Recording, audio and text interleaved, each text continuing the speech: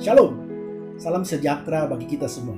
Saya Pastor Ato Salurapa mengajak Anda untuk kita berbincang-bincang tentang peperangan rohani, pergumulan, masalah-masalah yang terjadi dalam kehidupan kita sehari-hari. Jangan lupa subscribe, like, and share. Tuhan Yesus memberkati. Halo, selamat pagi, Shalom. Luar biasa, hari ini saya ada kesempatan buat main ke rumah Pastor Ato Salurapa. Luar biasa, hari ini kita mau belajar, hari ini kita mau tahu, kita mau mau tahu lebih rinci ya Pak tentang COVID. Gitu, luar biasa Pak, di pagi hari ini kesempatan emas bisa mampir ke tempat Bapak nih. Sambil benahin masker. Oh iya Pak, ngikutin anjuran ya Pak? Ya, agak jauh-jauh dikit. Agak geser ya Pak? Iya. Iya Pak, Ya, langsung ke poin Pak. ya betul. Luar biasa nih Pak. Ya. Walaupun kita ada keterbatasan gerak mungkin ya Pak, hari-hari ini karena ada masalah wabah COVID atau Corona, nah tapi kita akan menyikapi dari iman Kristiani ya Pak. Kristiani, betul. Ya. Nah, boleh Pak, dari Bapak dulu dah nih. Bapak mau ada masukan apa? Ya. Nanti saya mau ngobrol tentang ya. COVID-19 ini Pak. Iya, COVID ini adalah saya sering menamakan bahwa COVID ini adalah komando, salah satu musuh saat ini. Saya kasih istilah komando divisi 19 Corona. Ya. Jadi ada pasukan divisi 19 yang menyerang kita. Kita saat ini di dalam peperangan. Iya. Baik peperangan secara fisik maupun secara rohani. Karena ini mereka datang dari negara luar. Makanya kalau ada musuh dari negara luar, kemudian kita lawan, itulah yang disebut dengan perang. Iya. Nah, kita sekarang berperang. Tapi mereka ini caranya berperang adalah mereka gayanya seperti gerilya. COVID ini datang ikut dengan turis, ikut dengan orang-orang yang masuk. Satu-satu mereka masuk. Iya. Jadi mereka masuk, jadi nggak terdeteksi. Seperti penyusup ya Dia Pak? penyusup, dia menyusup, masuk seperti pasukan khusus kan? Iya. Dia masuk. Dia masuk di Jakarta, di Sumatera, kemudian di Sulawesi. Dia masuk, tiba-tiba mereka bergerak. Tiba-tiba ada yang kena. Nah, kita mulai panik. Nah, ini adalah gaya-gaya gerilya. Gerilya itu dia menyerang kepada orang yang lemah. Tapi dia tidak menyerang kepada orang yang kuat. Kalau musuh lengah dan lemah, dia sikat. Nah, kebanyakan negara-negara yang lengah, yang cuek, itulah yang dia serang. Kayak Italia, makanya habis-habisan mereka. Nah, kalau kita memang siap dari segala segi, seperti sekarang ini kita dirumahkan. Itu sesuatu yang pertahanan. Karena memutus satu-satunya cara melawan gerilya itu diputus logistiknya, diputus makanannya. Jadi ketika dia tidak punya makan, dia mati sendiri. Jangan dikasih makan gitu, dikasih makan kita bergaul. Nah, ini yang kurang orang rasakan. Saya lihat dari segi militer itu ya, Dari sisi militer. Nah, dari segi rohani, saya yakin 80% ini adalah kehendak Tuhan. Iya. Bukan lagi ujian cobaan, tetapi kehendak Tuhan. Ada sesuatu teguran yang Tuhan tegur kepada manusia yang terlalu sombong, yang karena terlalu canggih mereka merasa bahwa hebat, mengandalkan diri sendiri, dan saatnya Tuhan melawan nuklir yang begitu hebat, dia lawan dengan sesuatu yang sangat kecil dan tidak terlihat mata. Iya. Tuhan masih ngirimkan yang kecil aja udah hancur, gelisah. Nah, tetapi di belakangnya ada iblis yang membonceng. Iblis ini menarik perhatian. Makanya iblis berusaha untuk, ada beberapa hal yang saya catat di dalam bahwa iblis ini mengambil perhatian kita. Jadi pertanyaan yang pertamanya itu ya Pak. Iya. Mengapa ada COVID? Mengapa ada COVID? Dan menurut pandangan dari iman Kristen ini seperti apa Iya. Pak? Ya. Seperti itu, teguran Iya. dari Tuhan. Teguran dari Tuhan. Dikatakan di dalam Yes ke-14 ayat 19, atau jikalau aku mendatangkan sampar atas negeri itu dan aku mencurahkan amarahku atasnya sehingga darah mengalir dengan melenyapkan dari negeri itu manusia dan binatang. Jadi Tuhan yang mendatangkan. Cuma memang ada iblis. Tuhan mengizinkan iblis ada di situ. Jadi orang-orang yang tidak percaya kepada Tuhan, orang-orang yang merasa apa sih, disikat habis. Tetapi bukan semua orang yang mati itu adalah orang karena kelemahan iman. Tidak. Orang yang mati, cara orang mati itu terserah. Iya. Karena kematian seseorang tidak menentukan masuk surga atau neraka. Buktinya rasul-rasul mati dipotong lehernya, digoreng, dilemparin batu, mati. Iya. Mati sadis kan? Bukan berarti masuk neraka, enggak. Iya. Cara matinya aja kebetulan dengan COVID. Nah, jadi itu. Jadi COVID ini memang Tuhan izinkan ada ya Pak? Tuhan izinkan dan juga pencobaan. Jadi dua-duanya. Ada pencobaan, ada ujian. Tetapi Tuhan inginkan itu terjadi untuk teguran kepada manusia. Ya. Nah, lalu bagaimana cara kerjanya COVID itu Pak? Nah, cara kerjanya COVID ini adalah ya dia berusaha mencari perhatian. Iya. Supaya itu disebut dengan kampanye ya. Kampanye perang.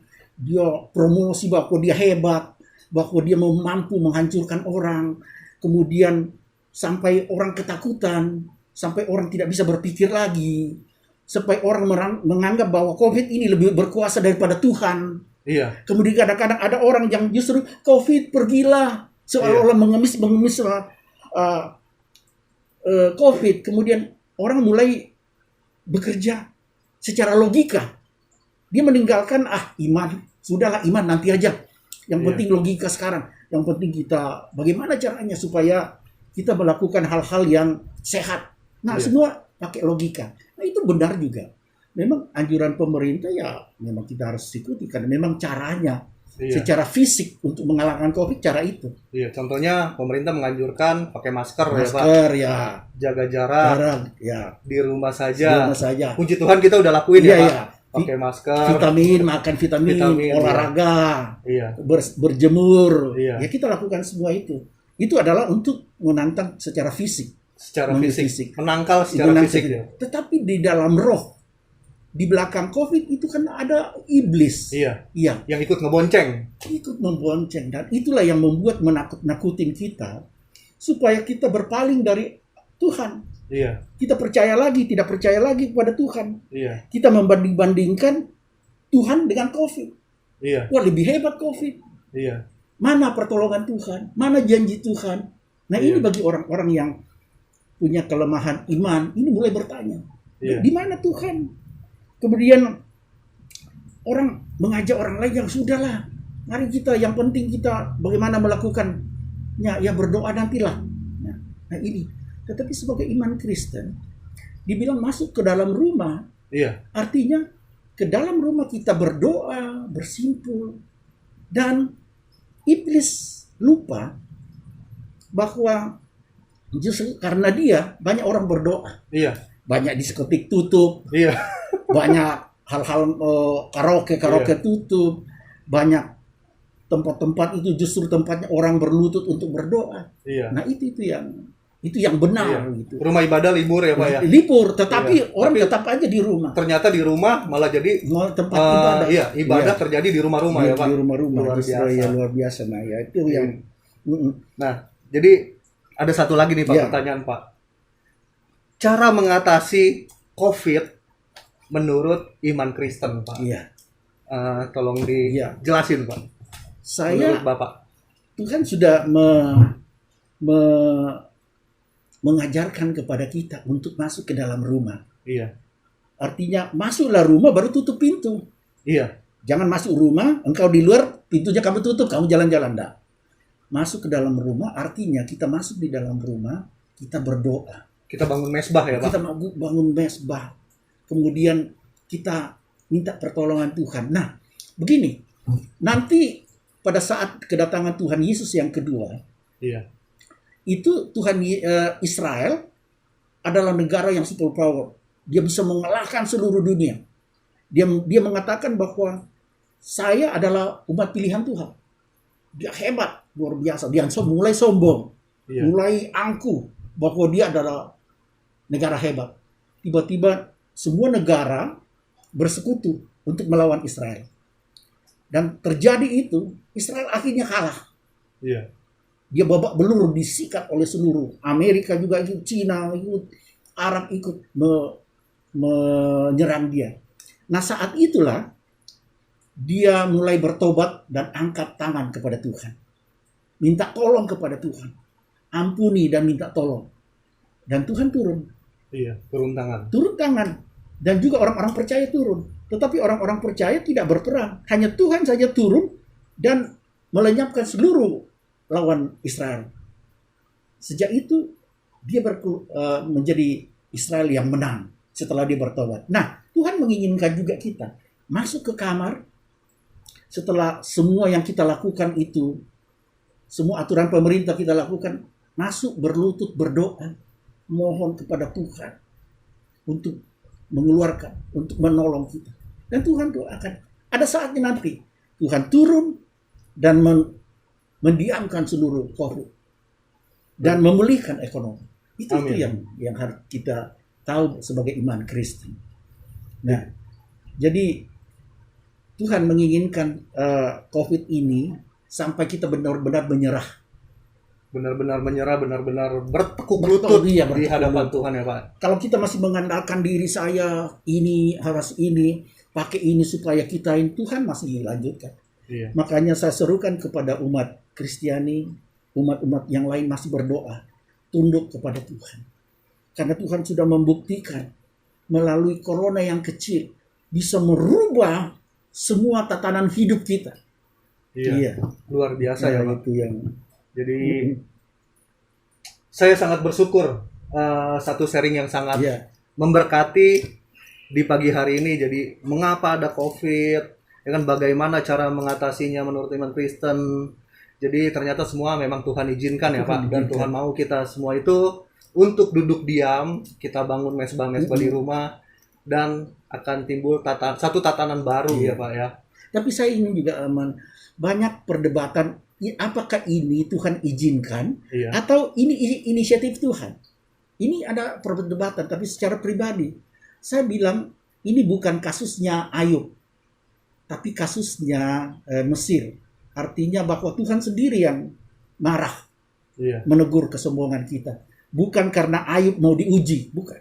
Ini benar-benar Tuhan menurunkan sampar ke negeri ini. Karena kita orang, aduh sekarang ini, kadang-kadang orang dibilang, ayo ibadah, orang gereja, oh gue masih bisnis, gue masih sibuk. Padahal itu hamba-hamba Tuhan loh. Nah ini gimana Tuhan yang ketika dia belum diberkati, dia bilang, oh saya mau melayani Tuhan. Begitu diberkati oleh Tuhan, dia bilang, maaf, saya ada urusan dulu, ada seperti ini. Ini yang harus benar-benar Tuhan sampai kita benar-benar menyerah. Sampai benar-benar menyerah. Oke Pak, sementara pertanyaan saya tentang COVID-19 mungkin cukup ya Pak. Iya. Jadi terima kasih banyak Pak buat ujangannya, buat masukannya tentang COVID-19 ini Pak. Artinya kita harus benar-benar menyerah, kita minta ampun sama Tuhan, kita mau bertekuk lutut di hadapan Tuhan, dan kita bangun mesbah ya. Kita bangun lagi api mula-mula ya Pak. Sambil usaha yang lain Puji Tuhan. Demikian sharing kami pagi hari ini. Tetap ikuti channelnya Pastor Atto Salurapa di YouTube. Terima kasih. Tuhan Yesus memberkati. Demikian perbincangan kita, kiranya menjadi berkat bagi Bapak Ibu. Ke depan kita akan bertemu kembali. Terima kasih, Tuhan Yesus memberkati.